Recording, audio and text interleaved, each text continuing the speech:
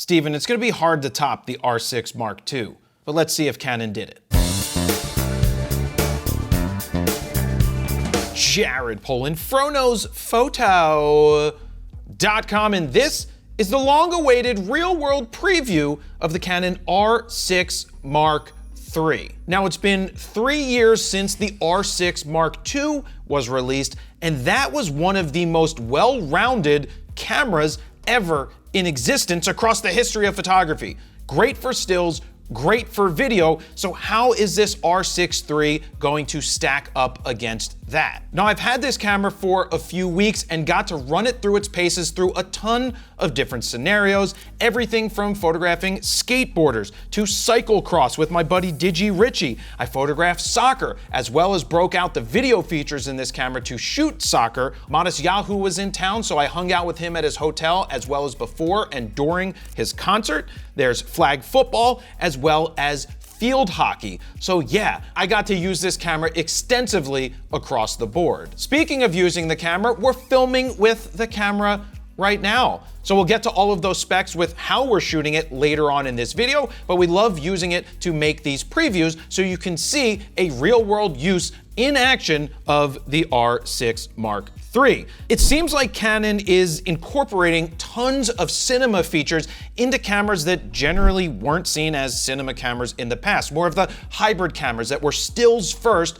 but also did competent video. Well, now we're starting to see a lot of cinema features trickle down into a camera like this, the R6 Mark III. Now, Canon is telling us that this is still a stills first camera, but after we get through all of the specs and features of this camera, I think you're gonna see that, yeah, it is a great stills camera, but it is also a highly competent cinema camera as well. So there's a lot to touch on with this preview, so it's gonna be broken down into different sections. We're gonna start with the outside of the camera and the body. We're gonna move into the inside of the camera as it pertains to stills, then we'll move into video, and then we will finish with, should you get an R6 Mark II, an R6 Mark III, a C50? What is the right choice? We're gonna get to all of that by the end of this video, but now let's jump into the outside of the camera. This is nearly identical to that of the R6 Mark II. It has the same 3.6 million dot EVF. It has the same 1.6 million dot screen as the R6 Mark II, which also had the same exact screen and EVF of the R6 original. In terms of the screen, it's still a flip out and rotatable one. Hopefully sometime in the future, they get caught up with the Fujis and the Sonys, so we get to tilt it, but you get the best of both worlds. Now, something that is slightly different between the two cameras is where the rate button is. It's still the rate button, but when you click it, it allows you to switch through the different color profiles, and we'll talk more about that in this video. You have the same digital hot shoe, you have the same ports that you're used to having on the side, but with one notable upgrade, you now have a full HDMI port, which comes in handy when you are using external displays. A bigger port is much better for keeping that wire where it needs to be. Just like the R5 Mark II, you now see tally lights all around this camera. You've got the front, the back, as well as on the screen, which you can see right now. That's denoted by the red tally light around the LCD screen. In terms of battery, you're using the same battery as the R5 Mark II, which is the LPE6P battery. Now, in terms of a grip, if you want more battery power, can you get a grip for this camera? And Canon didn't send us a grip, and they didn't tell us whether it could use a grip, and I was like, you know what? Let's see if the R5 Mark II grip works, and guess what? The R5 Mark II grip does work. Now, the R5 Mark II grip with a fan, that one does not work. There are no vents in the R6 Mark III, so you cannot use it on the R6 Mark III. Let's jump into the inside of the camera as it pertains to stills, because this is where you have a big difference between the R6 Mark II and the R6 Mark III. You have a brand new 32.5 megapixel full frame sensor. Now, remember when the C50 was announced, I'm pretty sure I said, yeah, I think we're gonna see the same sensor in the R6 Mark III, and my guess was correct. You're basically seeing a 34% jump in resolution from 24 megapixels to the now 32.5 megapixel sensor. Now, you still get your Digic X processor. That's the same as you had before. Now, this isn't a BSI sensor or a stacked sensor. It's still front side illuminated, illuminated, but you're getting a very similar readout speed as you had in the R6 Mark II. Now, because this isn't a stacked sensor, when it comes to stills, you might still see some rolling shutter when it comes to fast-moving action, like a baseball bat might still bow, which is what you're seeing right here when I tested out the C50 out at the baseball park. But I use the electronic shutter for a lot of my shooting, and for general shooting stuff, you're never going to see an issue in that situation. Now, remember, it's not a stacked sensor. If you want stacked sensors, you're going to spend a lot more money, but for the majority of the people shooting, this is going to have a fast enough readout speed when it comes to stills to give you competent, nice results. Now, on the video front, I was able to pan with certain subjects and not see a lot of rolling shutter when I was just doing normal panning. Of course, if you're doing whip pans and you're going fast, super, whipping your hair back and forth, all that stuff, you're gonna see every type of camera jello and warp, except if it's a global shutter sensor. Let me jump in here real quick and let you know that this video is brought to you by B&H and their Payboo credit card, where you pay the tax and B&H pays you back instantly. Now, there's two ways you can save. One, like I just said, you pay the tax and B&H pays you back instantly, or two, you can get 12-month special financing of purchases of $599 or more. Now, I personally choose to save the tax, but both options are great options to have. Now, I save tax on everything I order from B&H, from cameras to lenses, and even this brand new Canon R6 Mark III. You could save really big, or hard drives to TVs, computers, and even film for Big Bertha. Whether you spend $10 or $10,000, those tax savings add up. Low on cash, but still need to get your boo? Don't worry. For more information and to apply for your card right now, head on over to the link on the screen or down below in the description. And remember to always charge responsibly. Now, let's get back to the video. With higher resolution, you generally take a hit with higher ISO capability. So the native ISO here is 100 to 64,000. Now, in my low light situation shootings, whether it was a concert or 8,000 or 10,000 ISO with Modest Yahoo, the files look perfectly nice to me and nice and clean. It didn't look like it was extremely noisy by any stretch of the imagination. So I think it's going to be very similar to what you saw with the R6 Mark II, which is a good thing when you go up in resolution. Moving on to autofocus, we've got updated dual pixel AF2 for the AF system. We have no digic accelerator. The R5 Mark II, the R1, those have digic accelerators, which means you don't have action priority for sports. But in my shooting, this is a very, very competent autofocus system. You know how good the R6 Mark II was. This is slightly better than the R6 Mark II, but still one of the best autofocus systems across the board when you compare it to other cameras in its field, or even when you compare it to the higher end cameras from Sony and Nikon. This is some of the best autofocus that I've ever seen in a camera. It's not R1, it's not R5, but it's not like me as an R1 user was sitting there going, wow, this isn't very good. It was like, kind of felt like I was shooting with the normal camera I shot with. It really doesn't miss very often. You have the same frame rates as the R6 Mark II. That means you're getting 12 frames per second with a mechanical shutter. It still has the mechanical shutter for those of you who thought it wouldn't. And you also get 40 frames per second with the electronic shutter with a usable pre-capture this time. The R6 Mark II was one of the first Canons to implement a pre-capture option that really was not very usable. Well, in this case, the new pre-capture option is just like what you find in the R1 and the R5 Mark II. You will get a half a second of pre-capture, which is incredible, especially when you're shooting RAW. Now keep in mind, not every camera company can do this in a competitor like this. Sony, as of now, doesn't have a competitor that can do pre-capture in this price point. Nikon can do pre-capture with the Z6 Mark III, except for the fact that it's JPEG only. You can do 40 frames per second with pre-capture RAW in this camera right here, and it can do something that the R5 Mark II and the R1 currently can't do at the time of recording this, which is activate and deactivate with one press of a button. That right there is going to save me a ton of frames. The R6 Mark III has a bigger buffer than the R6 Mark II, and you can shoot for longer amounts of time even though this has higher resolution, and that's because of the cards, which we'll get to in just a second.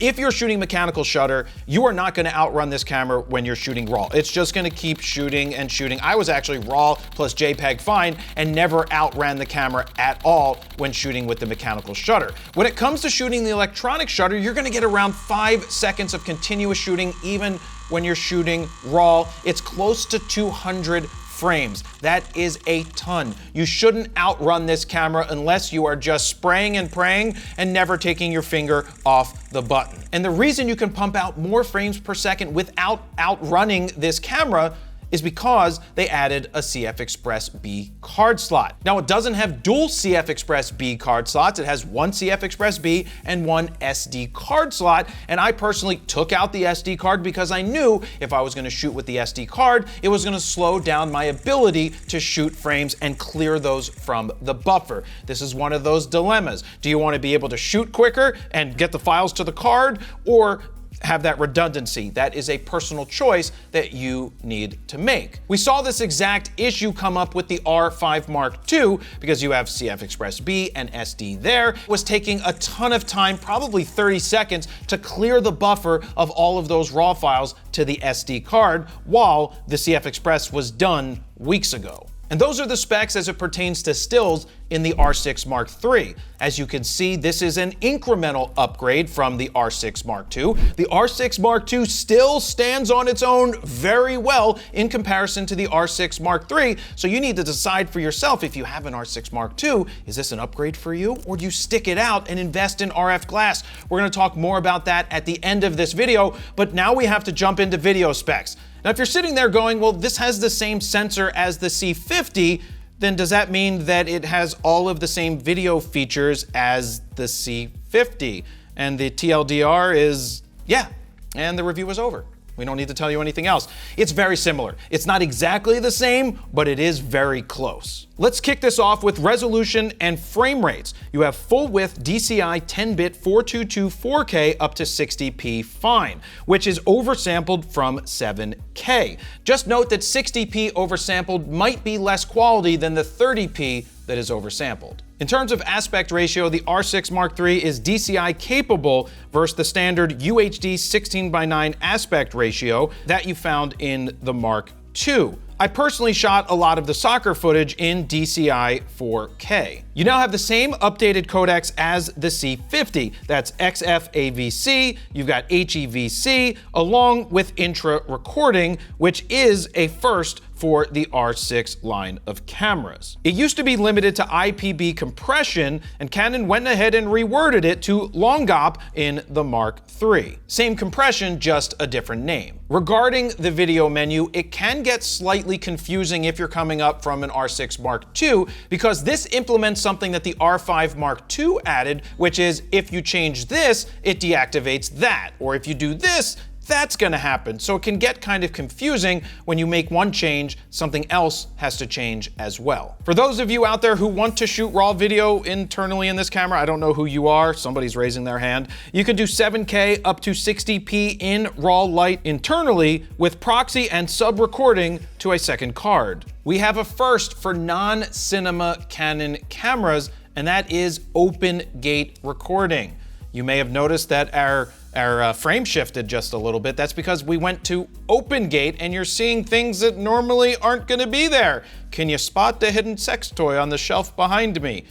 Let me know in the comments down below. You can shoot 7K up to 30p in open gate RAW or HEVC. Just like the C50, the addition of the CF Express card slot allows you to record the entire full sensor from top to bottom for more flexibility in post. On the other hand, the C50 can do something that the R6 Mark III can't do, which is record a 9:16 1080p vertical to a second card slot. Now that's pretty cool if you want a quick vertical clip from your open gate recording. The R6 Mark III allows you to have custom aspect markers on the screen when you're shooting open gate, so you can see what your framing is going to be. For example, right now we have it set for vertical video as well as 16:9.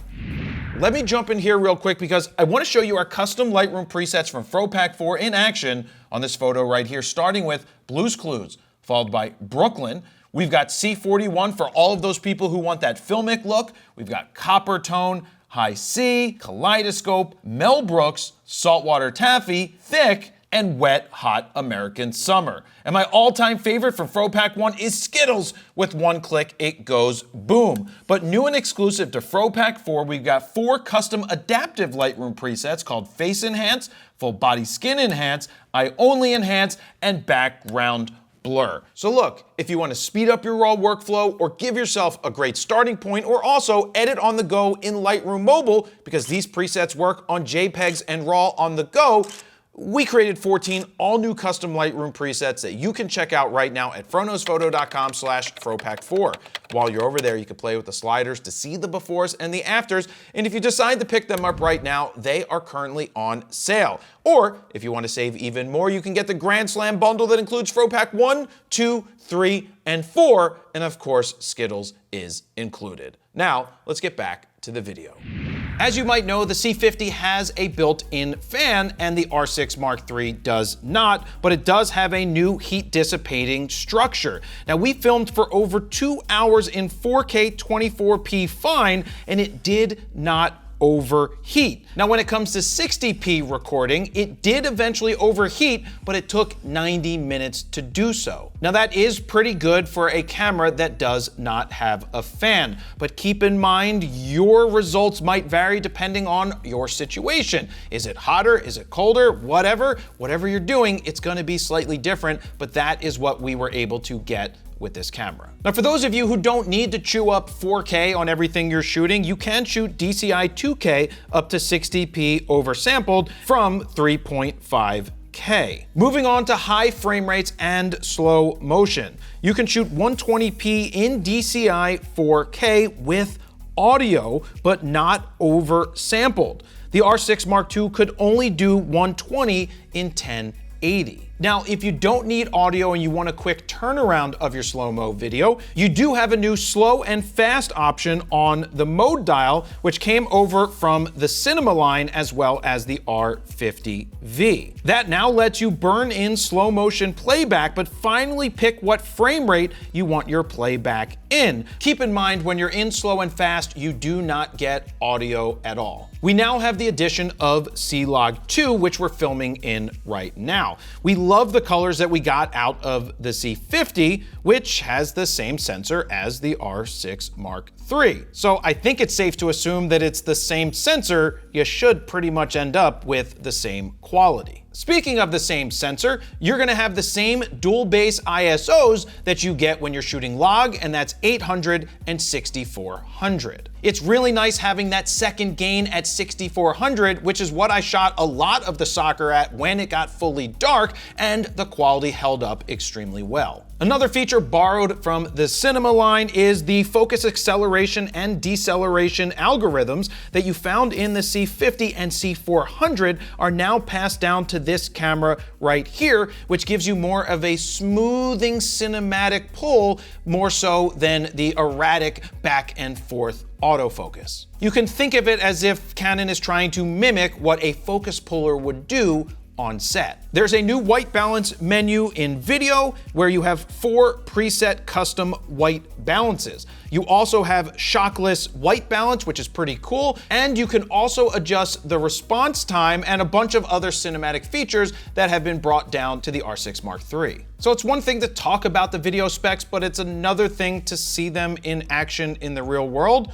So here's the video I captured with this camera.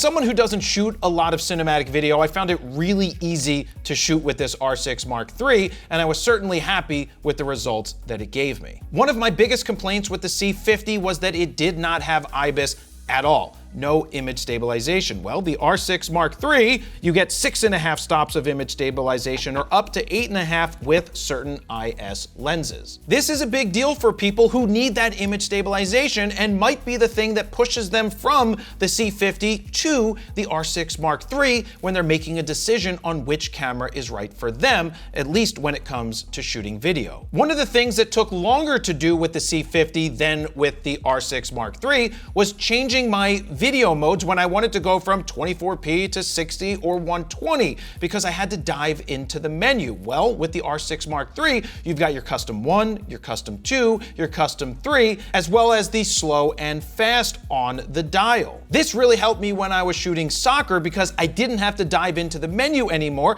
I just needed to switch the top dial. Another new feature is called Magnify Recording Display, which allows you to punch in while you're recording to check your focus. This is big for people who are manually focusing because you can punch in while recording to see if your focus is spot on. Another feature that trickled down from the R5 Mark II are waveforms, which you can see on the screen right now. But the only difference between this and the C50 is that it's locked in place on this camera, and with the C50, you can move them around. We hit on the new color button earlier. Now let's talk about what that button actually does. The color modes have now been clumped together, from standard picture style to log profiles to now the new color filters, which came from the V series. We've got things like creative presets called Story Teal and Orange, to Tasty Warm and Cool, to Clear Amber. I don't know who comes up with this stuff because they didn't ask me. Now, I'm not a big fan of these profiles because they bake everything into your video or to your JPEGs. Look, this is kind of like a cinema camera. You don't need these gimmicks in a camera like this. At least that's me saying that personally. As you can tell, there's a ton of video features with this R6 Mark III. So does it come at an added cost versus the R6 Mark II? And the answer to that is maybe. I mean, it's at $27.99, which is a little more expensive than the R6 Mark II, which came out at $24.99. But remember, that was 3 years ago. There's been a lot of changes in the world with supply chain as well as tariffs. So maybe it might be a little lower if the tariffs ever get removed. But $27.99 for a stacked camera like this is not bad at all. Thankfully, we haven't pushed past that $3,000 price point, because then you start to get into a place where you're like, well, who's gonna end up buying this? I should also add that the R6 Mark II isn't going anywhere just yet. It's still going to be offered for sale beside this because it's still an extremely viable camera. Now, in terms of the C50, that comes in at $3,899. So you can see right here that there's a $1,000 difference between the R6 Mark III and the C50. So if you're trying to decide which one is right for you, there's a lot to think about when it comes to that. Let me jump in here real quick to say, do you struggle to get sharp pictures in low light situations like these? Well, if you said yes, I've got a free guide for you. All you need to do is head on over to froknosphoto.com, just look for this orange box, put your name, email address in it, hit send it, and I'm gonna send you that guide for free. Now, let's get back to the video. So I know there's a lot of decisions to make here. There's people that own an R6 Mark II and they're sitting there saying, should I upgrade to an R6 Mark III? And my stance has always been, you never take side steps. You always try to upgrade where you can, meaning you would want to step up to an R5 Mark II. Now, I have an R1 and I will step up to an R1 Mark II in the future because that is the logical next step. But in this case, if you already have an R6 Mark II and you don't need to upgrade the video features, and you don't need the extra resolution, I would stick with the R6 Mark II and invest in Canon RF glass, because glass is so important and will graduate with you time and time again. Now, of course, if you already have all of the RF glass and you've got some money to burn, the R6 Mark III is going to be a nice step up, especially with that extra resolution bump. But what about people just starting out, trying to make a decision between an R6 Mark II and an R6 Mark III when you're starting out? The price points are going to be a more than probably $500 difference. If you can get an R6 Mark II at a discounted price, it's going to be great for stills. It's also still going to be great for video. It might be an amazing starting point for someone who wants to save some money and invest that extra money into glass. I cannot stress enough, again, glass, glass, glass, glass, glass. Or if you want the more resolution, you want the pre-capture, you want the cinema quality video features, the R6 Mark III is going to be a fantastic choice to start with, especially if you have a little bit of extra funds to put into this and still get quality glass. But also, what about people that are looking to decide between a C50, which is a full-on cinema camera, or the R6 Mark III, which Canon is saying is a stills camera first, but you can clearly see that it is a healthy cinema-style camera, just doesn't have the fan, but adds the IBIS, which the C50 doesn't have. It is a solid camera. You have an EVF where you don't have an EVF on the other side. If you're a hybrid shooter, you want the best of both worlds, it's very hard to tell you to spend an extra $1,000 to go get that C50. But if you need the fan and you need to do all that continuous shooting and you're not really shooting stills pretty much at all, the C50 with the top handle that you get at $38.99 and those XLR inputs is going to be a great option. Look, Canon's made it difficult here. These are all great cameras. The R6 Mark II, the R6 Mark III, and the C50 are all fantastic. Nobody's gonna sit here and say they gave it to Cripple Hammer, which I absolutely despise that term, because the R6 Mark III is fantastic.